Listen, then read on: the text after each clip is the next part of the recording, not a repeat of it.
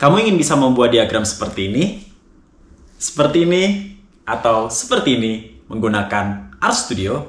Tonton terus video tutorial di sini. Jangan di-skip ya.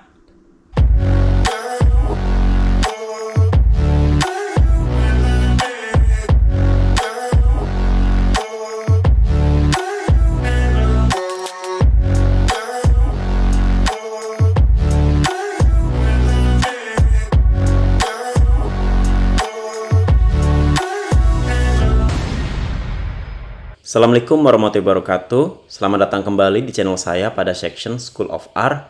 Pada kesempatan kali ini saya akan menjelaskan mengenai strip chart menggunakan package ggplot2. Nah, tentunya di sini teman-teman harus menginstal terlebih dahulu ggplot2. Di sini saya sudah menginstalnya, jadi saya langsung memanggilnya melalui library ggplot2. Saya run. Ini sudah ada di konsol ya, jadi sudah masuk. Kemudian saya buat data sederhana. Di sini yang pertama, Jabar 1 ada 25 data. Ini datanya hanya ngasal ya teman-teman. Jadi silahkan sesuaikan dengan data teman-teman. Nah, di sini sudah masuk di value Jabar 1. Kemudian Jateng 1 saya run.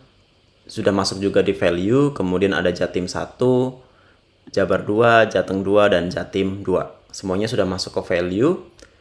Kemudian selanjutnya itu membuat data penjualan. Nah, data penjualan ini merupakan data frame dari permintaan. Permintaannya itu Jabar 1, Jabar 2, Jateng 1, Jateng 2, Jatim 1, Jatim 2. Jadi saya masukkan semua data yang sudah kita panggil tadi.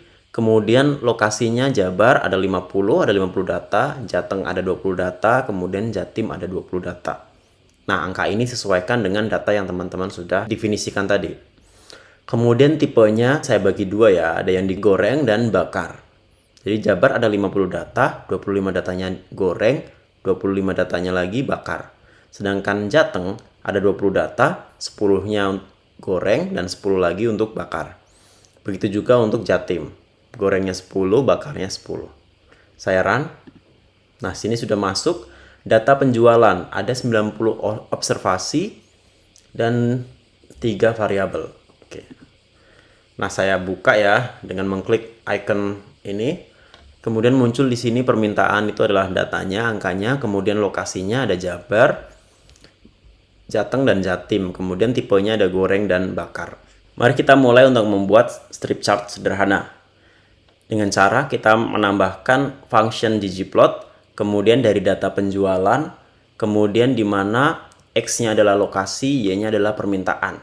Kemudian geom-jidernya kita aktifkan. Saya run. Nah, ini dia sudah masuk ya teman-teman. Saya naikkan sedikit. Ini dia, saya zoom. Jadi ini Jabar, Jateng, dan Jatim. Untuk Jabar sudah ada sebarannya seperti ini. Kemudian Jateng dan Jatim. Sumbu X-nya lokasi, sumbu Y-nya permintaan. Oke, kemudian kita bisa merubah posisi arah. Di sini sebarannya terlalu lebar, kita bisa mengaturnya. Misalkan saya ubah menjadi geom jidernya, position jidernya 0,1. Saya run ya. Nah, ini jadi lebih dekat, tidak menyebar terlalu luas, takutnya membingungkan untuk lokasi lain. Nah, kemudian saya definisikan strip 1 itu dari ggplot penjualan, X-nya lokasi, Y-nya permintaan. Kemudian geom jidernya sama 0,1, hanya ditambahkan colornya purple. Tuh ya. Saya run. Ini sudah masuk di konsol. Kemudian saya panggil strip 1. Saya run. Nah, ini sudah masuk ya teman-teman. Plotnya. Sekarang berubah warna plotnya menjadi ungu. Nah, kemudian nomor 3, saya akan membuat strip chart secara horizontal. Di sini strip 1 tadi tinggal ditambahkan core flip. Saya run. Ini dia menjadi horizontal. Nah, yang keempat kita memilih sumbu X tertentu. Jadi tadi ada, saya geser sedikit ya. Di sini ada Jabar, Jateng, Jatim. Nah, ini saya hanya memilih Jabar dan Jatim. Jatengnya saya hilangkan. Saya run. Nah, di sini di plotnya hanya ada Jabar dan Jatim sesuai yang kita inginkan. Nah, jatengnya kemana? Di sini ada warning, hanya pemberitahuan ya mengenai ada 20 data yang dihapus karena 20 datanya itu adalah jateng. Oke, baik. Nomor 5, merubah ukuran posisi. Jadi, besarnya titik ini akan kita atur. Jadi di sini saya buat 3. Ceknya 3, saya run. Nah, ini jadi lebih besar, teman-teman. Nah, selain merubah ukuran poin, kita juga bisa memilih bentuk poinnya. Ini tinggal shape-nya saya ganti 15. Run. Nah, ini menjadi kotak seperti ini. Kemudian nomor 7, kita menambahkan nilai tengah berupa titik. Jadi di sini sudah ada seberannya, tapi kita ingin menambahkan nilai tengah. Nah, ini tinggal menambahkan statistik summary, stat summary. Function dari Y-nya adalah min, karena kita mau menambahkan nilai tengah. Kemudian, nilai tengahnya ini kita taruh berupa poin, sehingga geom-nya poin. Kemudian, shape-nya bentuknya karakter ke-18. Kemudian, ukurannya 3, warnanya merah. Ini menggunakan strip 1 ya. Jadi, yang tadi yang awal sudah kita definisikan strip 1 tadi. Yang ini. Nanti, untuk plotnya berwarna ungu titik-titiknya. Oke, saya run nomor 7 ini. Nah, ini dia. Plotnya berwarna ungu, kemudian ada nilai minnya berwarna merah. Ini untuk karakter 18. Kemudian nomor 8, kita akan menambahkan nilai median. Nah, median itu definisinya nilai tengah setelah data diurutkan. Jadi, sama seperti yang tadi menambahkan nilai tengah, di sini statistik summary-nya, fun Y-nya diubah menjadi median. Nah, saya run. Oke, nah di sini akan berubah ya. Kalau kita bandingkan dengan yang nilai tengah tadi, saya geser. Nah, ini ada di sini posisinya. Kalau mediannya agak sedikit turun. Nah, ini karena memang min dan median berbeda. Oke, kemudian nomor 9, saya akan menambahkan nilai tengah dan standar deviasi. Jadi kita menambahkan standar deviasinya menggunakan fun datanya min SDL. Nah, min SDL itu apa? Saya run dulu ya di bawah ini. Saya run. Di sini adalah suatu fungsi yang didefinisikan. Jadi di sini fungsi dari X, kemudian ada cek dari installnya Hamis, kemudian fun. Nah, di sini nanti sudah termasuk data median, kemudian min, kemudian ada lowernya Ymin dan Ymax. Sudah dimasukkan semua. Nah, ini saya run ya. Nah, di sini statistik summary-nya datanya menggunakan min SDL, kemudian geom-nya crossbar. Kita menggunakan crossbar dengan lebarnya 0,5. Oke, saya run. Nah, ini dia. Dia di sini menambahkan nilai tengahnya di sini ya, yang garis hitam tebal. Oke, saya zoom. Ini garis hitam tebalnya. Kemudian ini standar error-nya. Ini adalah Y maksimumnya, ini adalah Y min atau upper max, ini lower max. Nah, ini kemudian untuk yang jateng, kemudian ini jatim. Nah, dari sini teman-teman bisa melihat, oh ternyata ada pencilan ya. Untuk Jabar ada pencilan bawahnya 1, pencilan atasnya 2. Kalau jateng tidak ada pencilan, kemudian kalau jatim hanya ada pencilan bawah. Selanjutnya di sini hanya berubah geomnya point range. Jadi kemudian saya beri warna merah. Oke, ini saya run seperti ini. Jadi hanya point range saja. Kalau tadi kan crossbar ya, ada bentuk kotaknya. Kalau ini hanya garis saja.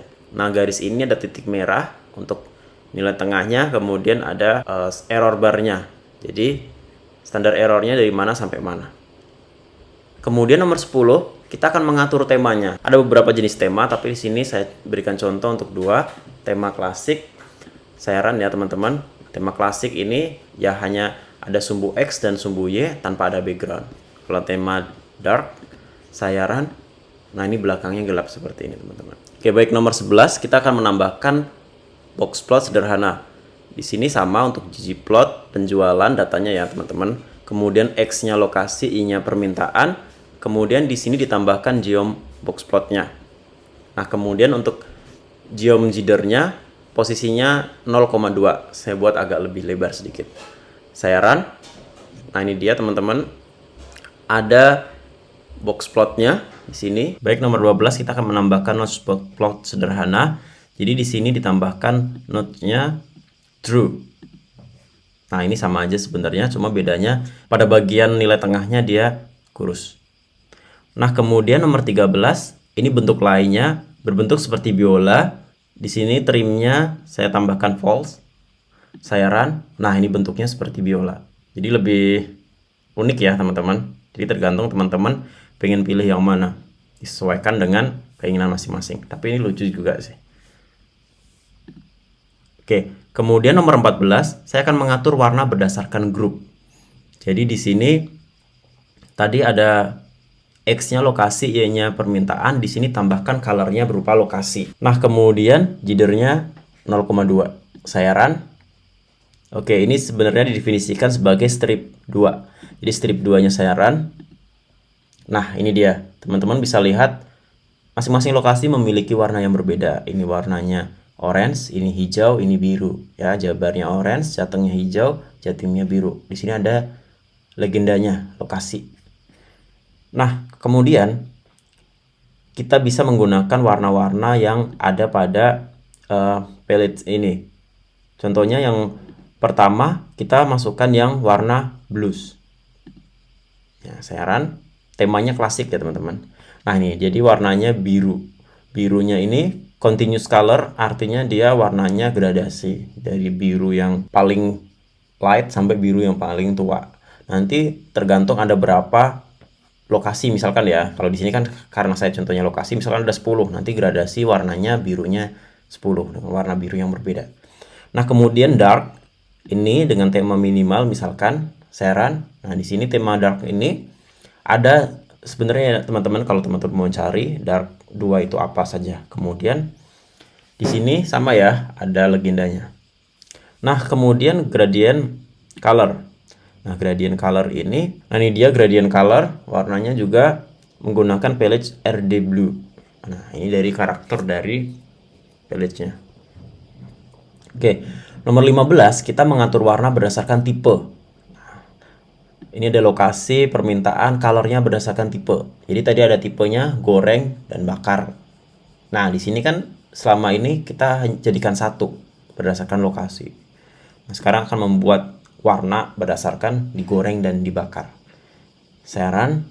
Nah, ini dia. Saya zoom. Jadi ada dua warna ya, teman-teman. Misalkan Jabar, ada yang digoreng, ada yang dibakar. Ini dia warnanya sebarannya. Jadi lebih bagus.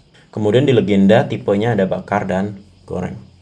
Kemudian nomor 16, mengatur warna dan karakter strip berdasarkan tipe. Jadi warna dan karakternya kita atur. Jadi sumbu X, lokasi, sumbu Y, permintaan, kemudian colornya, tipe, bentuknya juga berdasarkan tipe. Nah, ini geom jidernya, posisinya dodge 0,8. Saya run. Nah, ini dia. Jadi bentuknya seperti ini, teman-teman ya. Jadi posisinya ini dari garis 0,8. Jadi agak jauh. Ini dibuat biar lebih mudah untuk melihatnya. Oke, saya zoom. Di sini untuk yang warna orange ini adalah dibakar, berbentuk lingkaran, kemudian segitiga adalah yang digoreng. Dan ini kita pisahkan. Jadi lebih enak melihatnya. Sebarannya seperti ini.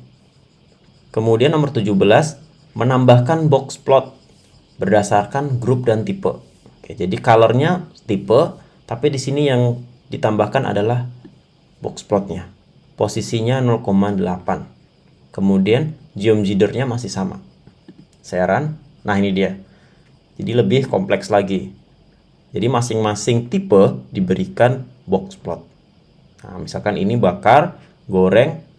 Nah, ini jateng juga ada bakar goreng. Nah, jadi teman-teman bisa lihat, oh ternyata pencilan atasnya itu dari yang bakar.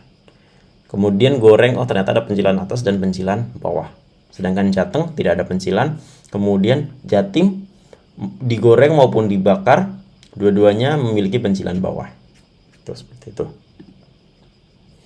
Kemudian nomor 18 ini hanya mengatur posisi legenda.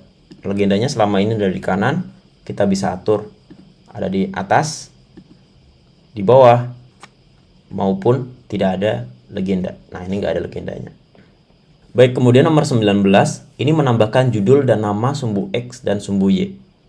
Nah, misalkan di sini kan hanya ada lokasi di sumbu X dan permintaan di sumbu Y. Kita akan menambahkan sesuatu yang lebih panjang atau terserah teman-teman inginnya seperti apa. Kalau lokasi dan permintaan ini kan default bawaan dari data kita namanya apa.